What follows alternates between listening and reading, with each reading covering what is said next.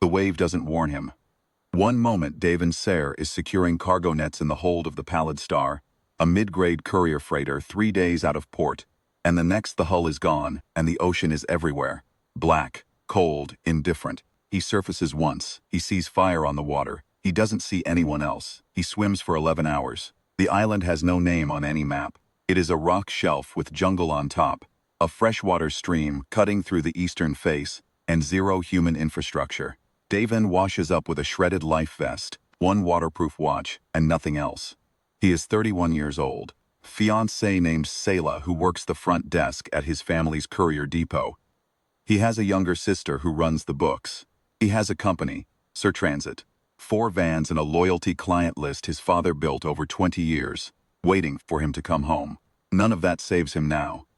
He survives the first week on rainwater and instinct.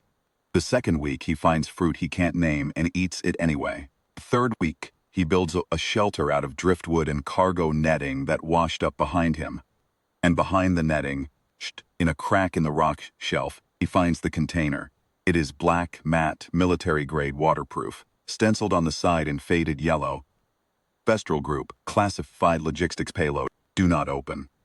He opens it. Inside, a sealed inner case with a biometric pad. He presses his palm to it, not thinking, just doing.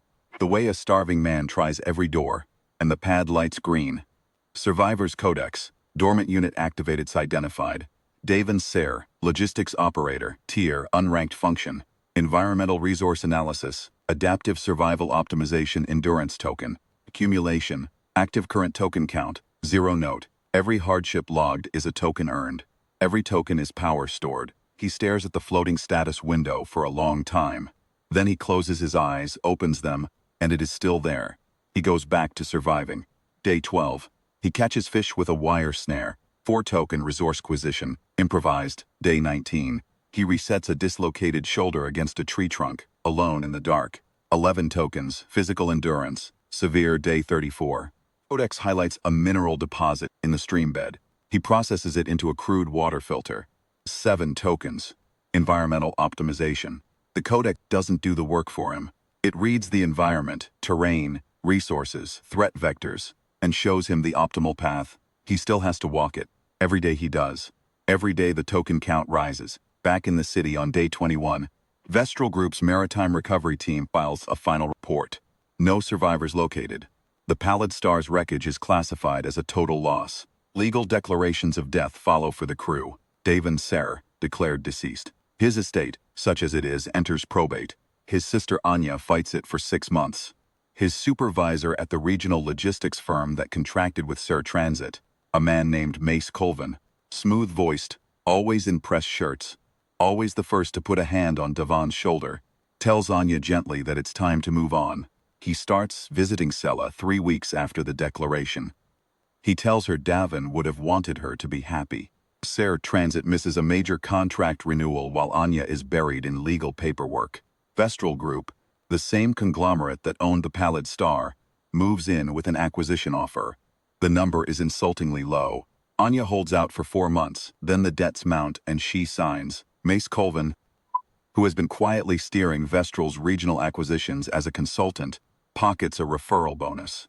Proposes to Selah 11 months after the declaration of death. She says yes. On the island, Devon builds a kiln, then a secondary shelter, then a signal array he calculates has a 14% chance of being spotted by passing aircraft. He is methodical. He does not panic. Codex runs in the background of everything he does, logging, optimizing, stacking. Day 400, token count 521. Day 800, token count 189. Adaptive tier upgrade. Apex Forager tier note. Pattern recognition now extends to complex system analysis.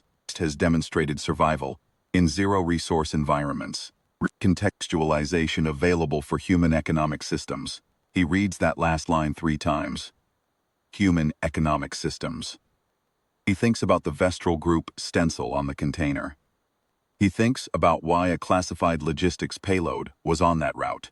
He thinks about what it means that the container's biometric lock opened to him. A contractor, not a Vestral employee, and starts running calculations in his head that have nothing to do with fish traps. On day 1847, fishing trawler spots his signal fire. He is 36 years old. He weighs 61 kilograms. His hair is long. His hands are mapped with scars. He is calm in a way that unsettles the trawler crew, like a man who has been waiting for a bus, not stranded on a rock shelf for 5 years. Count.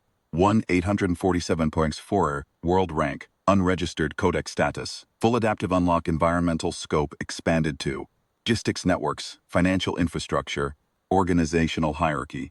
The Port Authority processes him in 2 hours. His legal status is reinstated. He does not call anyone. He checks into a budget hotel. He orders food. He opens a prepaid laptop. The codex, reading through every public filing and logistics database he can access, begins mapping the Vestral group. And what it finds is extraordinary. The classified payload he found? It was rerouted. The Pallid Star's cargo manifest had been falsified.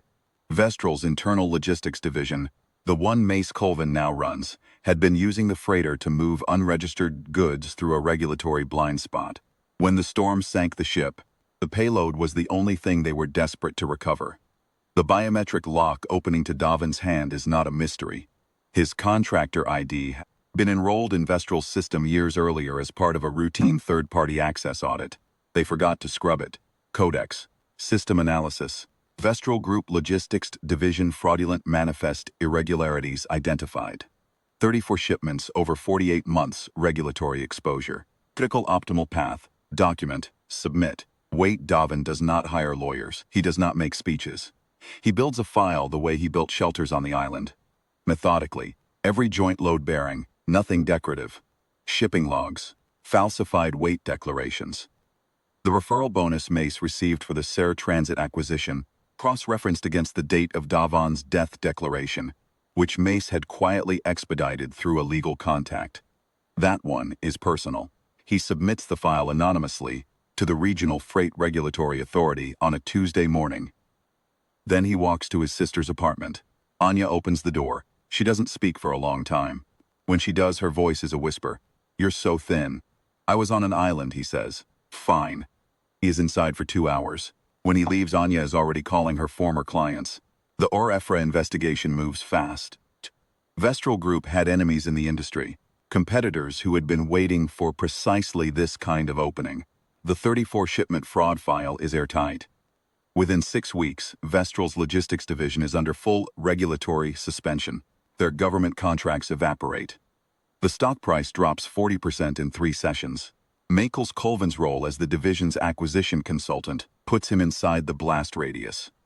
His financial records are subpoenaed. The embezzlement. He had been skimming from Vestral's regional budget for 3 years. Small amounts routed through a shell entity.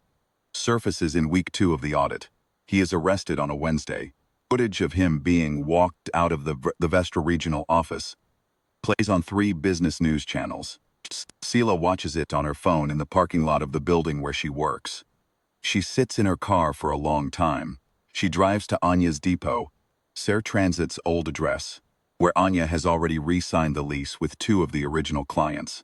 She stands at the front desk. Anya is behind it. Sela asks if Davin is there. Anya says no.